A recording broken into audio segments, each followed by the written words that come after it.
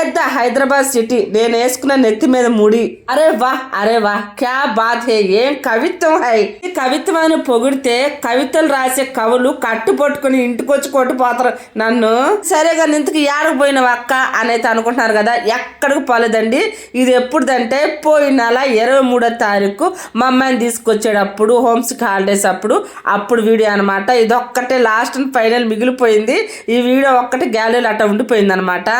దగ్గర అయితే ఈ మొక్కజొన్న కంకులు అయితే అమ్ముతున్నారు.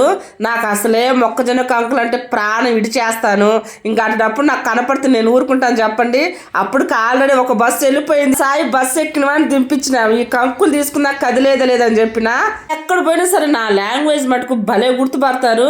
ఏం మా మీద ఆంధ్ర అనేస్తారు. ఏం చేస్తే చెప్పండి, పుట్టింది పెరిగింది ఆంధ్రాలోనే. ఎన్ని సంవత్సరాలు తెలంగాణలోనే నాకు తెలంగాణ భాష అయితే రాదు. 2 కంకులు నాయే, మా పిల్ల అయితే వద్దన్నారు. అందుకే నాకు ఒక్కదానికి 2 కంకులు కొనుక్కున్నా.